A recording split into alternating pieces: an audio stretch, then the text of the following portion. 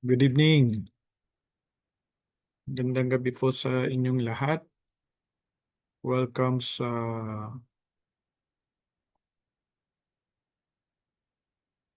sa ating midweek service.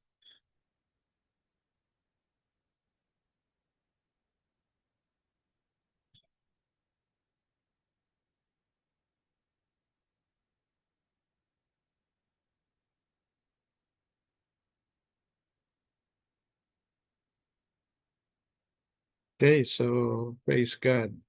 Magandang gabi sa lahat ng mga kapatid, no?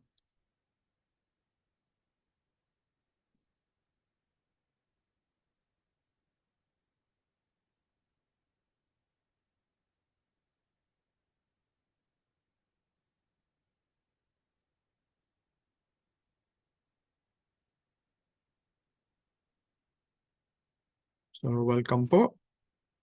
Panandalian po tayong dumako sa panalangin. Panginoon, dakilang Diyos, Ama naming mapagpala, samahan niyo nga po kami sa gabing ito sa aming pag-aaral ng iyong salita, O Diyos.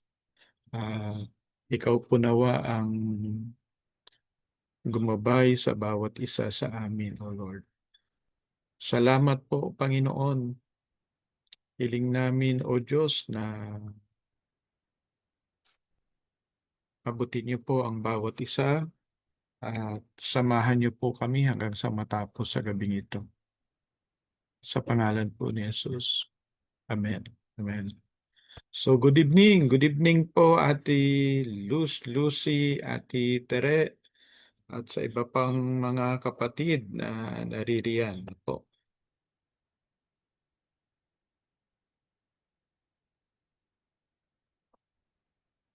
I hope na maayos yung ating audio ngayon at maging itong ating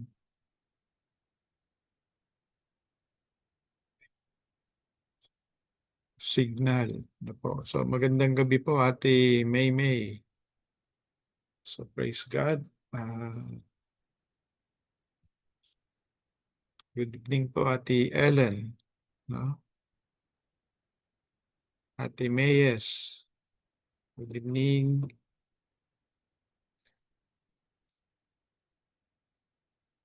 Good evening po, Ate Ami, Ate Margie. No? So, praise God. So, magandang gabi po sa inyo. Salamat at magkakasama tayo.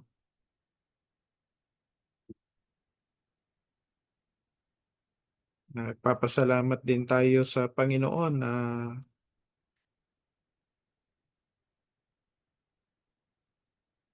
dininig yung panalangin natin tungkol sa bagyo last week na po. Ito po ay hindi gaanong nakapaminsala sa Taiwan. Though meron ding atang naging casualty, hindi ko po sure, no? Sa last ko na napanood na balita ay halos 100 katao ang nasaktan. But considering na ito ay sinasabing napakalakas o pinakamalakas na bagyo, yung 100 ay talagang napakakonti, no? So, good evening, Ate Tata. Sige po, tayo po ay dumako sa awitin. Sundan po natin ang awitin na ito. I hope na hindi nakatulad kagabi. Last week na kinol tayo ni Meta at tuluyang ang nawala yung original na ating live stream, no? Buti na lang ay merong na-download na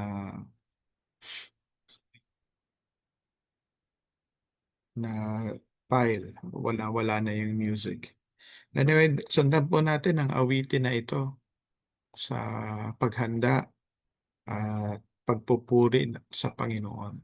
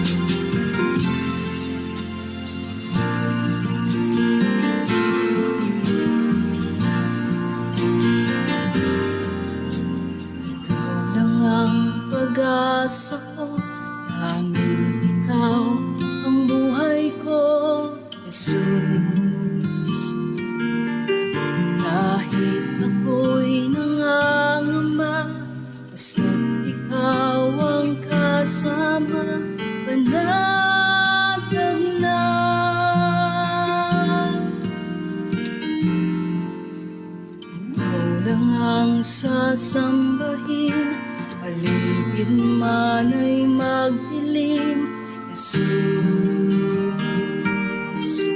Kahit may suliranin man, lagi kang aawitan, ikaw lamang. Kahit kailan di ka nagkulang, biyaya mo sa'kin laging laan. Ang pag-ibig mo sa'kin walang hanggan. Inibig mo ako noon pa man.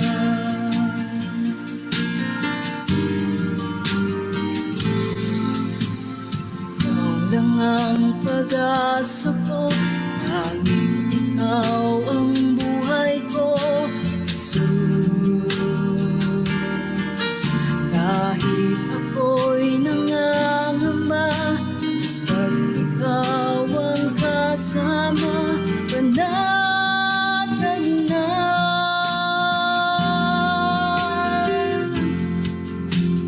Ikaw lang ang sasambahin, paligid man ay magdilim, Jesus. Kahit may suliranin man, lagi kang aawitan, ikaw lamang. Kahit kailan di ka nagkulang, biyaya mo sa'kin laging laan. Ang pag-ibig mo sa'kin walang hanggan. Inibig mo ako noon pa man. Panginoon, dakila ka't tapat sa dalangin ko. Ako'y inibig mo kahit ako ay ganito. Walang katapusan ang pagmamahal mo. Walang pinipili ang puso mo.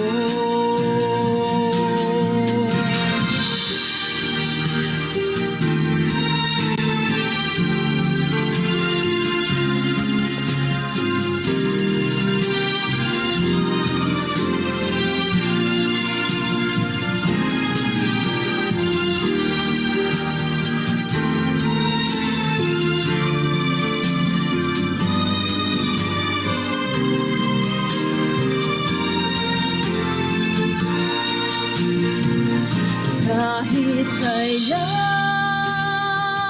di ka nagkulang, biyaya mo sa'kin laging laan. Ang pag-ibig mo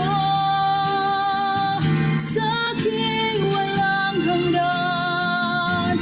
Inibig mo ako noon pa man. Inibig mo ako noon pa man. Inibig mo ako noon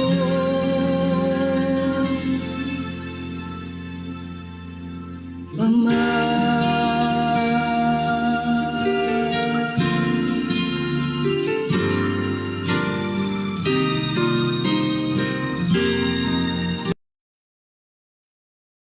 Amen.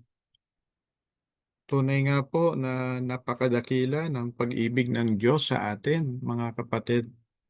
At siya po ay matapat sa pangako niya at ganun din po nagdadalang habag siya sa lahat para sa atin. So magandang gabi po sa inyo, mga kapatid. Magandang gabi po, Ate Maui. Belated happy birthday. At ganun din po kay Ate Pema, no? At si Ate Princess at sa iba pa, si Ate Luz Kangat. So, praise God. Magandang gabi po sa atin, no? At sa iba pa na maaring hindi ko na nakita, no? O hindi ko mag-greet ay good evening po. So tayo po ay dadako na sa salita ng Diyos. Subalit kung kayo po ay may mga nais ipanalangin, maaari niyo pong ilagay dyan sa ating comment section. At kung meron din naman kayo na nais ipagpasalamat sa Diyos, no? Maaari nyo ring ilagay dyan sa comment section. So praise the Lord. Ah, tayo po ay mukhang maganda ang ating reception. At nawa ay tuloy-tuloy hanggang tayo makatapos itong gabing ito. No, hindi na tayo ma-hijack ng meta, ng copyright. Anyway, sige po. Diretso na tayo sa Word of God.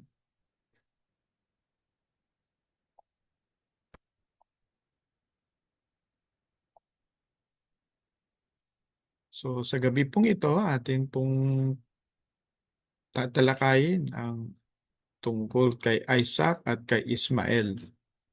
Ang pinangako at ang pinalayas. Yan. Yan po yung ano niyan eh. No? Yung dalawa yung pinangakong anak at ang pinalayas na anak. Si Isaac at si Ishmael. So tayo po ay nagpapatuloy sa aklat ng Genesis. Na po. So tayo po ay nasa Genesis 21 na. Ito po ay napakahabang chapter. Atin po siyang hahatiin sa ilang bahagi. At tayo po ngayon ay nasa part 1. No? At ang part 1 ay tungkol sa pinangakong bata at ang pinalayas na bata. So hindi ko po alam kung kayo po ay naipangako o napalayas na, no? Pero ganun pa man, tayo po ay titingin dito sa pangyayari na ito. Ito po ay very pivotal o napaka-importante ito sa pag-inog ng istorya tungkol sa bansang Israel, sa pangako ng Diyos, at maging sa grasya at habag ng Diyos sa atin.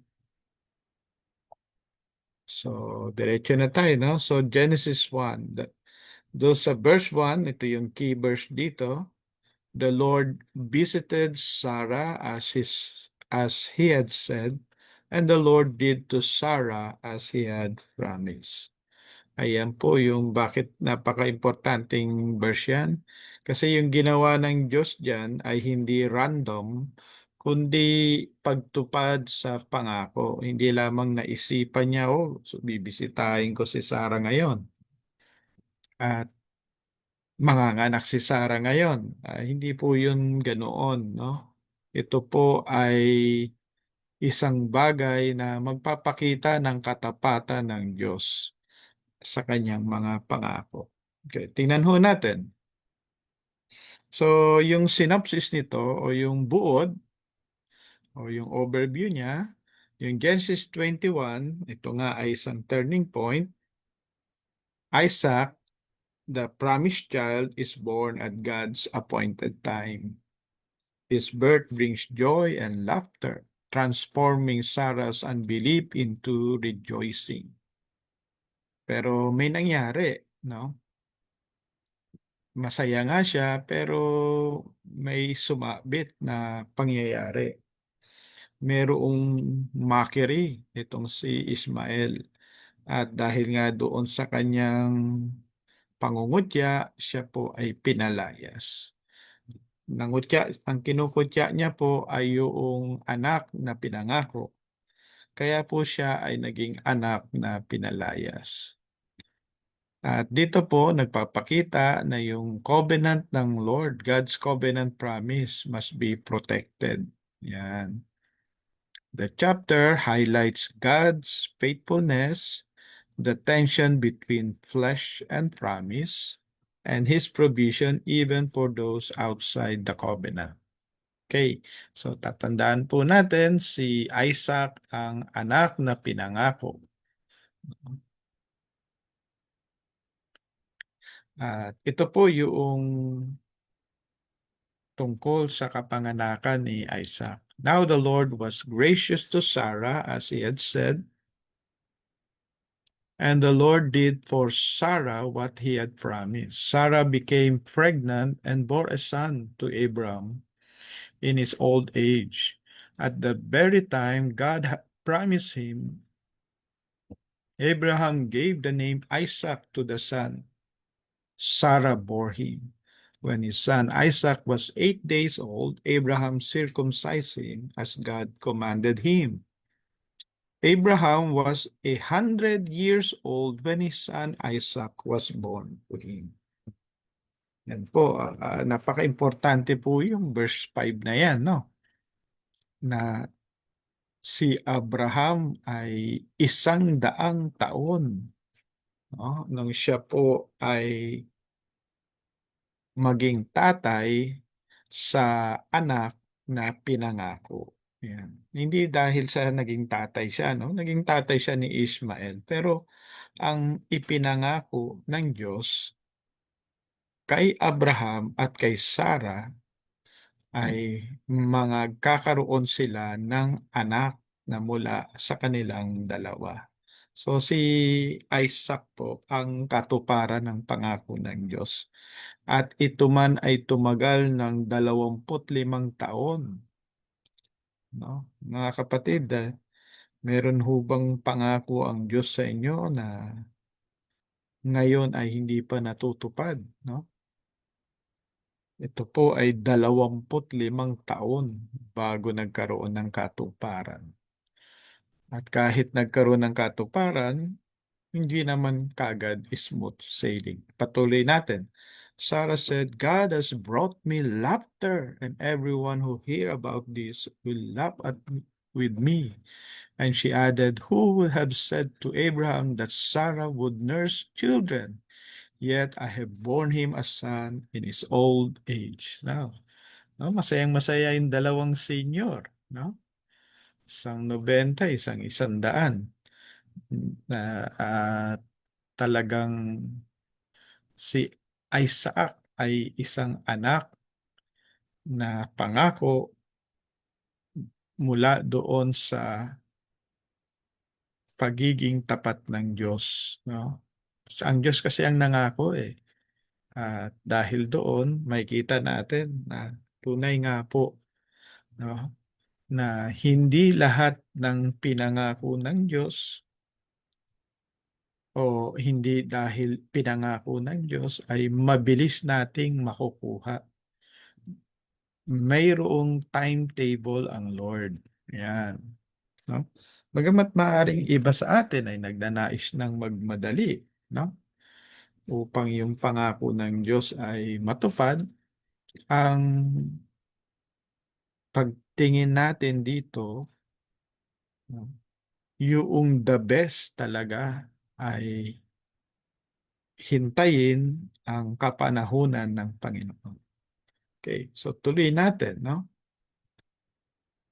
So the Lord was so gracious to Sarah. Ay, yun po yung mainam doon, no? At dito po ay makikita natin that God fulfills His word at the exact time promised.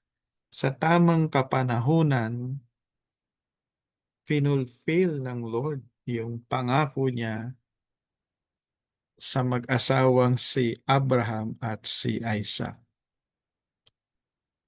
At si Abraham at si Sarah ay nag-respond sa pananampalataya at pinangalanan nilang Isaac ang batang pangako at katunayan na siya ay kabilang doon sa covenant people ay na-circumcise siya ayon sa pinag-uutos. At makikita rin natin na sila po ay nagpupuri sa Panginoon.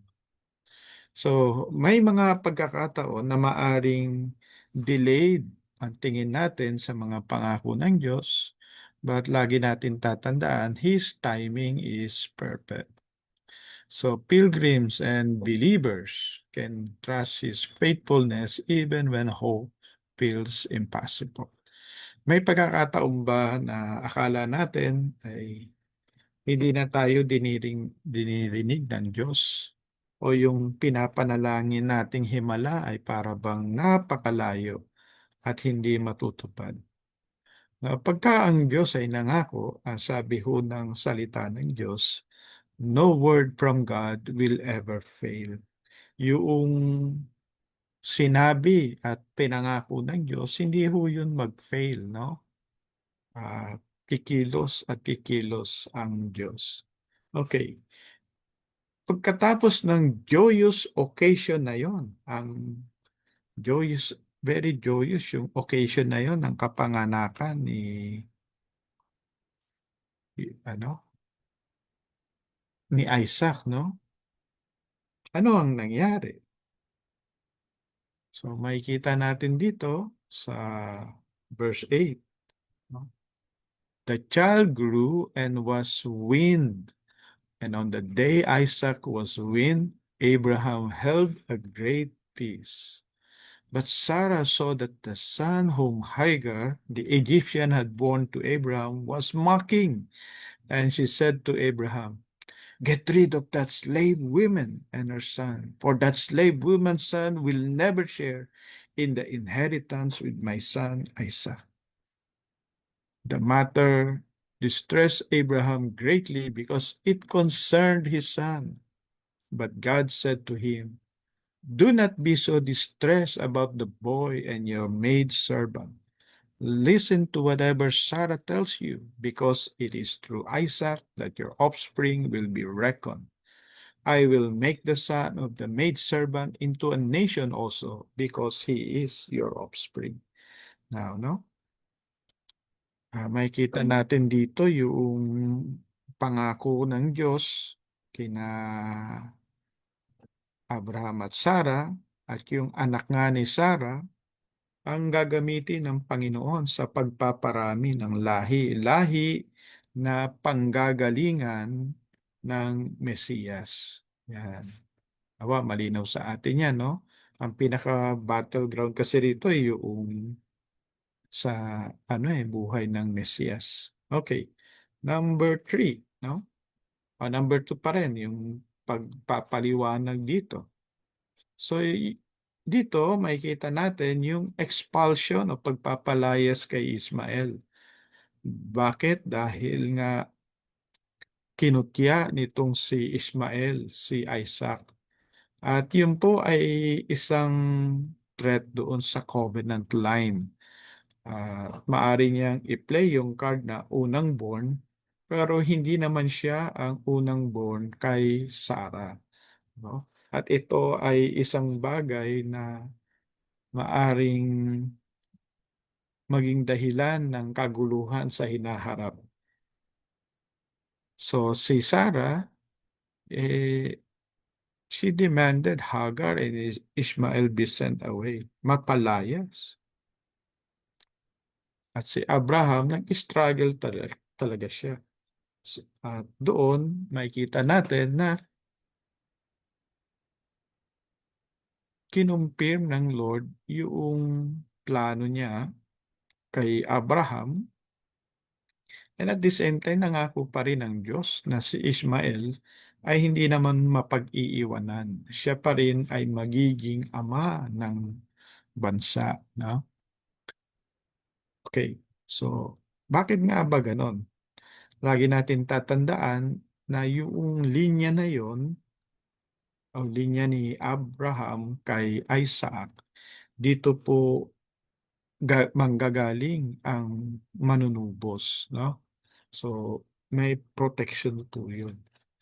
God's promises must be protected from threats. Believers must discern between fleshly destruction and spiritual inheritance.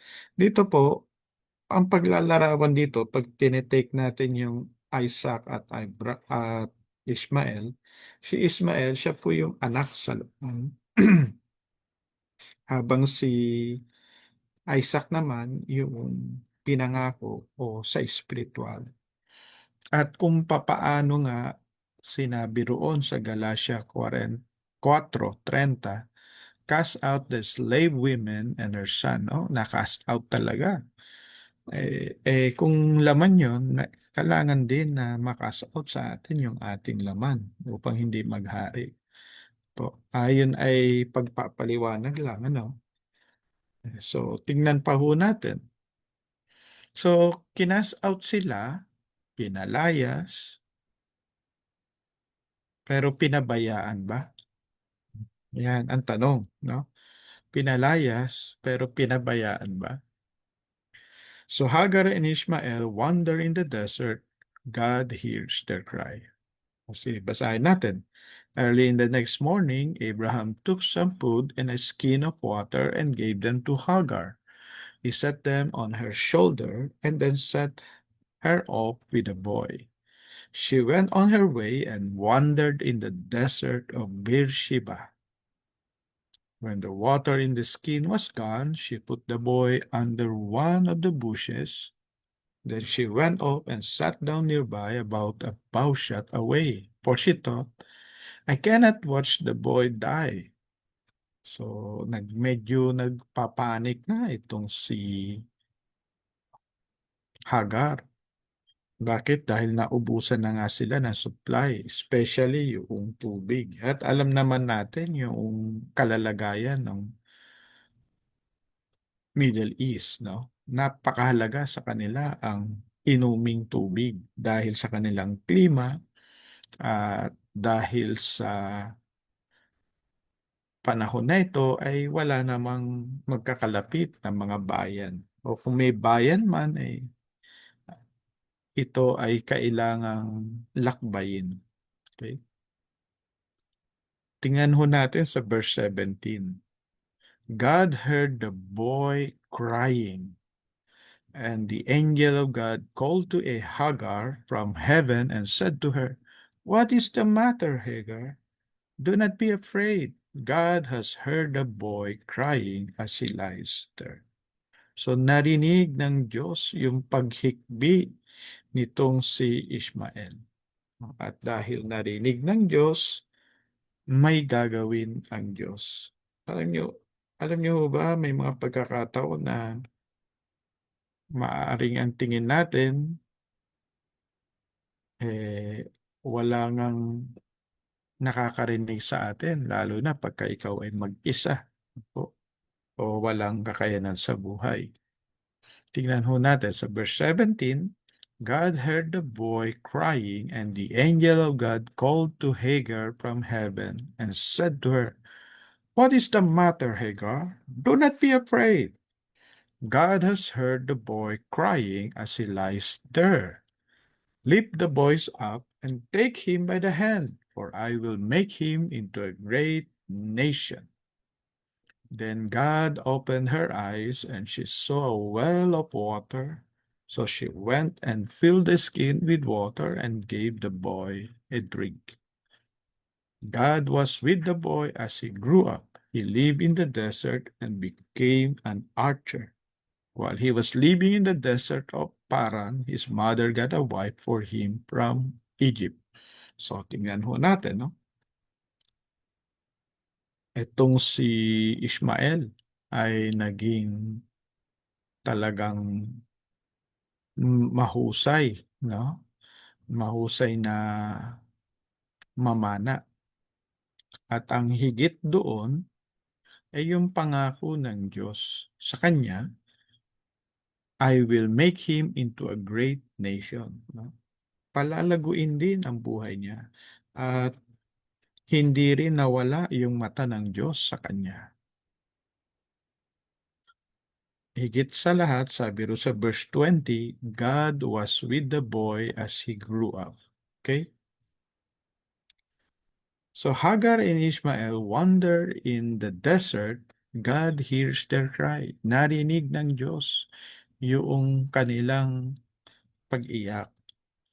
Narinig ng Diyos yung dalamhati nila, yung kalungkutan nila, yung takot nila, no? Narinig, nakita sila ng Diyos.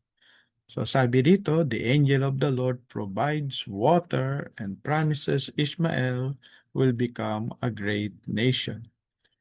So kahit na outside sila sa covenant, yung awat habag ng Diyos ay naroon pa rin. So tayo po mga kapatid, nahiwalay sa ating mga mahal sa buhay, no, na maaaring naiwan sa Pilipinas. Maaaring ang piling natin na outcast tayo. We can find hope in God's care. No? We could always find hope in God's care. Bakit? Ang sabi ng salita ng Diyos, the Lord is near to the broken-hearted. Malayo ang Diyos sa mga mayayabang pero sa mapagpakumbaba at sa mga durog na puso, malapit ang Diyos diyan. Malapit ang Diyos sa mga tao na alam na wala ng ibang masasandalan maliban sa Diyos. Okay. So, ito po yung connection niyan sa gospel. Si Isaac represent promise, no? Ishmael represent flesh. So, si Isaac ay ang pangako at si Ishmael naman yung sa laman. At ininterpret to ni Paul sa Galatians 4, Isaac is equals freedom, Ishmael equals bondage. Pag tayo po, pag naghari sa atin yung flesh, it means bondage, no? Tayo po ay magiging sunod-sunuran lamang. At si Kristo ang tunay na seed at siya po ang nag-fulfill ng promise. Believers, tayo pong mananampalataya, tayo po yung mga inampon, pero tagapagmana. Tayo po ay pinalaya mula sa law at tinawag upang mamuhay kasama ang banal na Espiritu.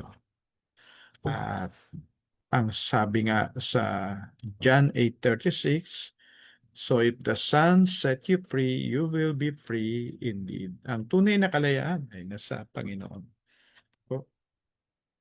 So ano ang mga takeaways natin dito? Kung kay Abraham, Sarah at Isaac, makikita natin doon, God's timing is perfect. So, anong gagawin natin kung God's timing is perfect? Magtiwala tayo. Magtiwala tayo sa panahon na para bang hindi dinidinig ng Diyos ang ating mga panalangin. Magtiwala tayo na yung ating tinitignan, yung ating nakikita, ay hindi nakikita ng Diyos o hindi yun ang nakikita ng Diyos. No? O ano ba ibig sabihin natin yan? Hindi yung plano natin ang pagbasihan natin sa mangyayari sa ating buhay. Ibase natin ang buhay natin sa purpose at sa plan ni God. Sa timing niya, no? Sa pagtupad sa kanyang mga pangako. Ano pa? Yung pag-protect sa inheritance. No, ni-remove ni Sarah yung threat, no? At yung removing ng flesh. Si Ishmael kasi ang palatandaan yun ay o yung kinakatawan ni Ishmael ay yung flesh eh. Kailangan matanggal yung salaman, no? Pangalawa, God cares for the outcast. Yan. So, dalawang bata at dalawang pagpapakita. Yung una, si Isaac, ay yung katapatan ng Diyos. Dito naman kay Ishmael ay yung compassion ng Lord, no? Yung awa niya at habag. So God cares for the outcast. His mercy reaches all. Kung papaano umabot siya doon kay Abraham at kay Sarah at naipanganak nga si Isaac, yun ang plano ng Diyos sa kanila. Tungkol naman kay Hagar at kay Ishmael, meron din plano ang Diyos sa kanila. Gagawin nga silang, gagawin ngang nation, no? Si ay Ishmael. No? So His mercy reaches over all. Nung umiyak itong si Ishmael, nung puno na ng takot, pangamba itong si Hagar, hindi dahil sila ay wala sa pangako, hindi na sila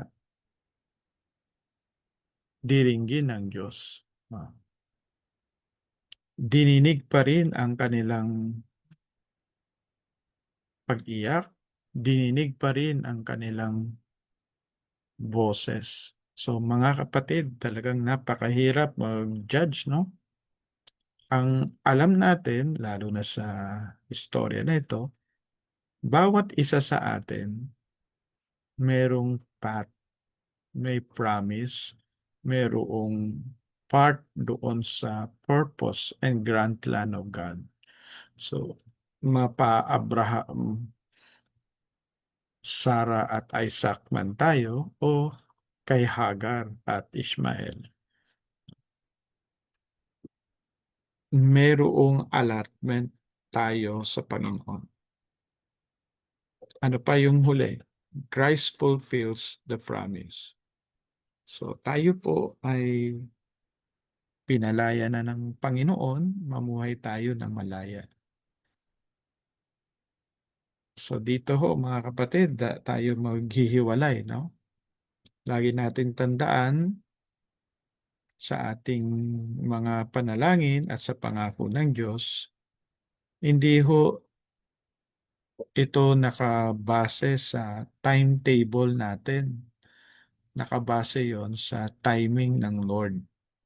Kasi alam natin na the Lord already declared the end from the beginning. Ang Lord nga pa-backtrack no? Mula sa end, siya po ay nasa pabalik kung titignan pa po natin, no?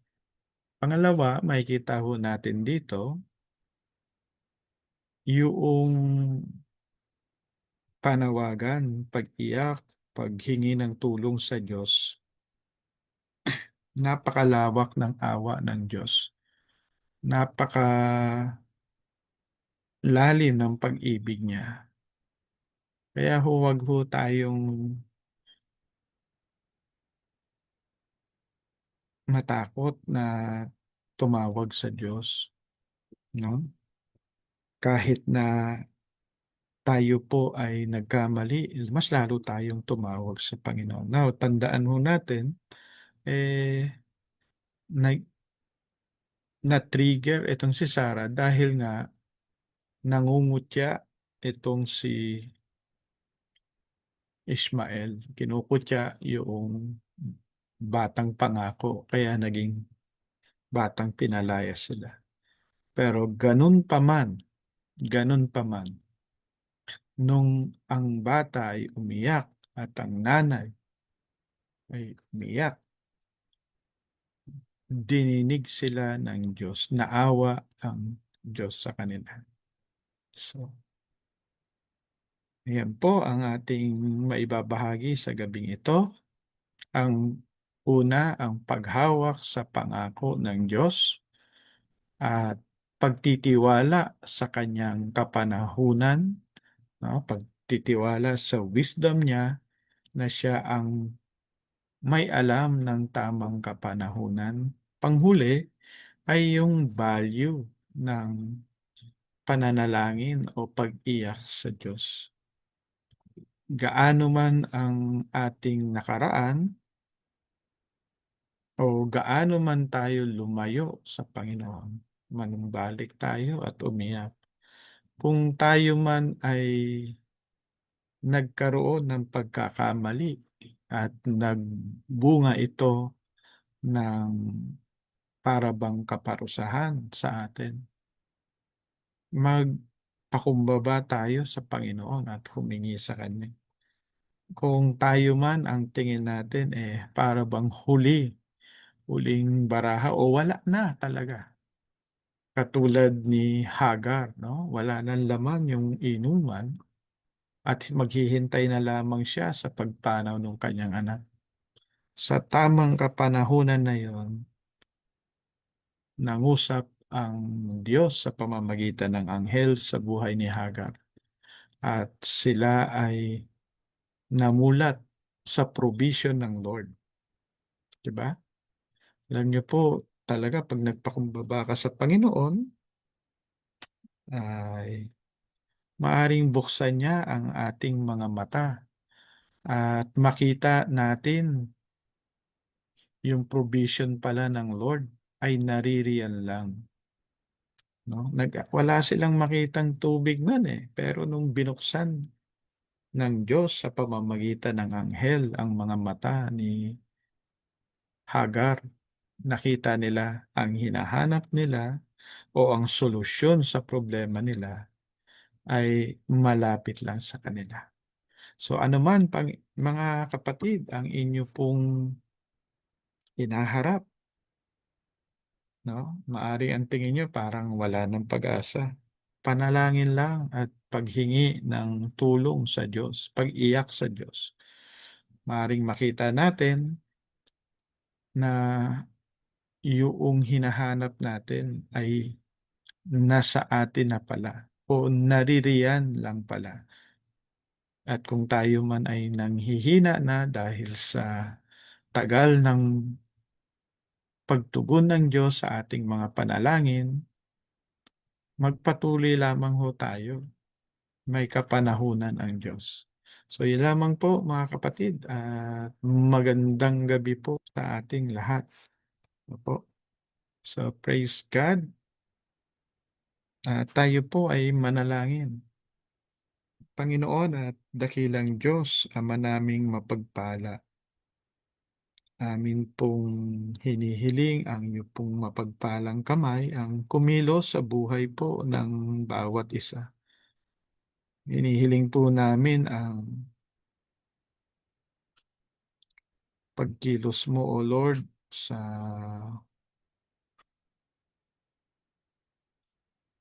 hanap buhay ng bawat isa, O Lord. Hinihiling ko po, O Diyos, ang pagkilos mo sa pamilya, sa mga may sakit at karamdaman, kayo po ang magpagaling. Sa mga nananalangin, O Diyos, maaring sa material, maaring sa anumang klase ng pananalangin, maaring pangangailangang matindi katulad ni Isaac na o ay Ismael na death and life na ang sitwasyon sapagkat wala ng tubig. Panginoon, hindi ko po alam ang kakulangan ng bawat isa dito sa maaabot ng mensahe na ito. Dalayan ko nawa kung papaano nyo binuksan ang mga mata ni Ismael at ni Hagar nung wala na silang makitang tubig. Buksan nyo rin po ang mga mata ng bawat isa na makita namin na ang provision mo ay naririyan lang. Buksan niyo po, O Diyos, ang puso ng bawat isa. At sa mga kapatid na may mga pinapanalangin na maaring hindi pa nangyayari o hindi pa natutupad, palakasin niyo po sila at maalala nila ang buhay ni Abraham at ni Sarah, na wala pong imposible sa inyo at kayo ay Diyos na matapat na tumutugon sa mga panalangin. Maingat pong ibabalik sa iyo lahat ng papuri, lahat ng pasasalamat, Panginoon. Pagalingin niyo po ang mga may sakit at karamdaman ng